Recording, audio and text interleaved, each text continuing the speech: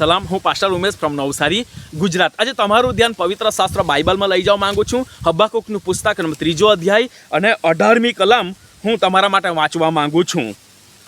તો પણ હું યહોવામાં હર્ષ પામીશ, હું મારા મોક્ષદાતા દેવમાં આનંદ કરીશ.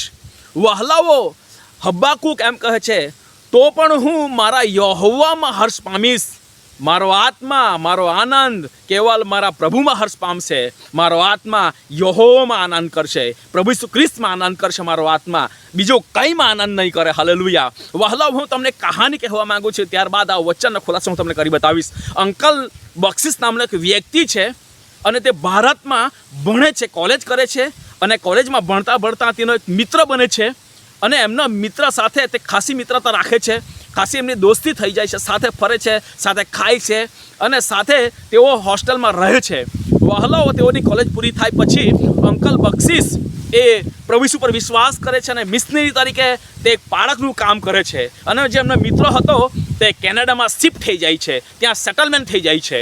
હવે વહાલાઓ, વર્ષો વીતતા ગયા પછી કેનેડાથી ફોન આવે છે અંકલ બક્ષીસના પાછે અને એમનો મિત્રો, જે ખાસ એમનો મિત્ર છે, તેમને કેનેડામાં ઇન્વાઇટ કરે છે, બોલાવે છે. દોસ્ત, તું આવી જા કેનેડામાં, તું મારી સાથે રહે, તારે જે જુએ તે અહીં તું પ્રાપ્ત કર, અહીં સારી વ્યવસ્થાઓ છે.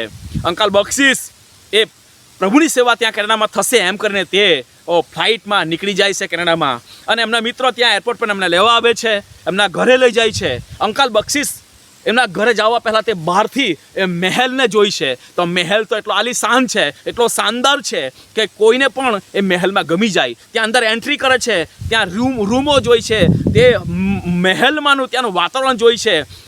ત્યાં જોઈએ તો બધું શાનદાર અને આની શાન આખું બધું ગોઠવેલું હતું. એમના માટે જાત જાતની ત્યાં વાનગીઓ હતી જમવાના માટે. તે જમે છે અને તે મહેલમાં એમના માટે ઊંઘવા માટે પણ સારી વ્યવસ્થા, સારી રીતના જે સૂઈ શકે છે એવી ત્યાં સરસ વ્યવસ્થા, એસીથી લઈને બધું જ ત્યાં હતું. અંકલ બક્ષીસ ત્યાં સારું ભોજન કરે છે, જમે છે અને રાત્રે પ્રાર્થના કરીને તે ઊંઘે છે. પણ તેમને ઊંઘ નહીં આવી, તેની ઊંઘ ઉડી ગઈ અને સવારે તે પ્રભુને પ્રાર્થના કરવા લાગ્યો, હે મારા પિતા, આ આલીશાન મહેલ મને ગમતો નથી. હે પ્રભુ, અહીંયા સરસ ભોજન જમવાનું છે, એસો આરામ છે, પણ મને નહીં ગમે, મારું મન નથી લાગતું. પ્રભુ, મને તારા લોકોની સાથે સંગતિ જુએ છે. પ્રભુ, મારે તારી આરાધના કરવી છે તમારા લોકોની સાથે. એ સવારે પ્રાર્થનામાં લાગી ગયો ને વહાલાઓ, હું તમને કહેવા માંગુ છું, એમના જમણા કાનમાં એક અવાજ આવવા લાગ્યો, સેનાઓ કા યહોવા હમારે સંગ સંગ હે, યાકૂબ કા પરમેશ્વર હમારા ઊંચા ગઢ હે. આ આરાધનાનો અવાજ તેની અંદર આવવા લાગ્યો. તે અવાજ સાંભળીને ખુશ થઈ ગયો, તે આનંદથી ભરાઈ ગયો અને તે અવાજની પાછળ જવા લાગ્યો. ને વહાલાઓ, અવાજ તે એક ઝૂંપડપટ્ટીમાંથી આવતો હતો. એક નાની ઝૂંપડી હતી, ત્યાંથી તે અવાજ આવતો હતો. ત્યાં આરાધનાનો અવાજ. તે ઝૂંપડીએ જાય છે અને ઝૂંપડીને આગળ તે ઊભા રહે છે અને વહાલાઓ, એ ઝૂંપડપટ્ટીમાંથી જે આરાધના કરનારો વ્યક્તિ, ગરીબ વ્યક્તિ બહાર વાંકો વળી નીકળે છે અને અંકલ બક્ષીસને પૂછે છે કે ભાઈ, તમે કોને શોધો છો, તમારું શું કામ છે? ત્યારે અંકલ બક્ષીસે તેમને એમ કહ્યું, હું તમારી સાથે પરમેશ્વરની આરાધના કરવા માંગુ છું. એ ગરીબ વ્યક્તિએ તેમને આમંત્રણ આપ્યું અને તે વ્યક્તિ વાંકો વળીને ઝૂંપડીમાં ગયો અને ત્યાં ગરીબ પરિવારની સાથે તે આરાધના કરવા લાગ્યો. એમના બાળકોની સાથે ફેમિલી એક સરસ હતું, તેની સાથે આરાધના કરવા લાગ્યો અને તે આનંદથી ભરાઈ ગયો. તેમને એટલો આનંદ થયો કે તે મહેલને ભૂલી ગયો. ત્યાં સારી વ્યવસ્થા ઊંઘવાની હતી, સારી ભોજનની વ્યવસ્થા, બધું ભૂલી ગયો અને તે પરમેશ્વરની આરાધનામાં આનંદ કરવા લાગ્યો અને પ્રભુને ધન્યવાદ આપવા લાગ્યો અને પ્રભુને કહેવા લાગ્યો, પ્રભુ, હું તમારી સ્તુતિ કરું છું કે તમે મને એક સારું પરિવાર, સંગતિ કરવા માટે, તમારી આરાધના કરવા માટે આપ્યો. હાલેલુયા. વહાલાઓ, આજે હું તમને કહેવા માંગુ છું, એ મહેલ, એ આલીશાન, એ એસો આરામ, એ બંગલા, એ ગાડી, એ દુનિયાની ચીજ વસ્તુ, વહાલાઓ, એમાં આપણો આનંદ નથી. પણ જ્યારે આપણે કોઈકની સાથે પ્રભુની વાતો કરીએ છીએ, પ્રભુનો મહિમા કરીએ છીએ, પ્રભુની આરાધના કરીએ છીએ, એમાં ખરો આનંદ છે. વહાલાઓ, એ આત્મિક જીવન છે. વહાલાઓ, અંકલ બક્ષીસ ત્યાં તેની ઊંઘ ઉડી ગઈ, તેને ઊંઘવાનું ત્યાં પસંદ નહીં આવ્યું, સારું ઊંઘવાનું હતું. વહાલાઓ, હું કહેવા માંગુ છું, જે માણસ આત્માથી ભરાયેલો હોય છે તે રોજ પ્રભુના મહિમા કરવા માટે સંગતિ શોધે છે. જે આત્માથી ભરાયેલો હોય તેને પ્રભુની વાત કરવાનું મન થાય છે. જે આત્માથી ભરાયેલો હોય, વહાલાઓ, તે સંગતિના માટે રોજ પ્રભુની આરાધના માટે લોકોને શોધતો ફરે છે. શું આપણે પણ આવા જ છે?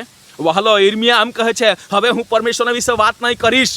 ત્યારે મને એવું લાગે છે, મારા શરીરમાં જાણે અગ્નિ, મારા હાડકામાં દર્દ થતો હોય, મારા શરીરમાં દર્દ થતો હોય, મારા હાડકામાં અગ્નિ ચાલતો હોય તેવું મને લાગે છે. હું તેની વાત કરવા વગર, હું તેના શબ્દ બોલવા વગર રહી શકતો નથી. વહાલાઓ, યિર્મયાહનું જીવન હતું. હું તમને કહેવા માંગુ છું, શું તમારું જીવન પણ આત્મિક છે? દેવની આરાધના કરવા વગર તમને નહીં ચાલે? જ્યારે લોકોને પ્રભુની સાક્ષી આપ્યા ત્યારે આપણું મન લાગે છે? હા, એ આત્મિક જીવન છે. અને ખરું જીવન એ જ છે, ખરી લાઈફ એ જ છે જ્યારે આપણે દેવની આરાધનામાં પોતાનું જીવન વિતાવીએ. વહાલા, હું કહેવા માંગુ છું, એ મહેલ, એ સારું ભોજન આપણને આનંદ આપી શકતું નથી. એ સારા કપડાં, એક બેંક બેલેન્સ એ આપણને આનંદ આપી શકતું નથી. પણ જ્યારે દેવની આરાધના ગરીબ પરિવાર સાથે 1 થી 2 3 લોકોની સાથે જ્યારે આપણે દેવની આરાધના કરી છે ત્યારે ખરો આનંદ થાય છે. એટલે હબક્કુક એમ કહે છે, હો મારો આત્મા તો યહોવામાં આનંદ કરીશ, હો મારો આત્મા યહોવામાં હર્ષ પામશે.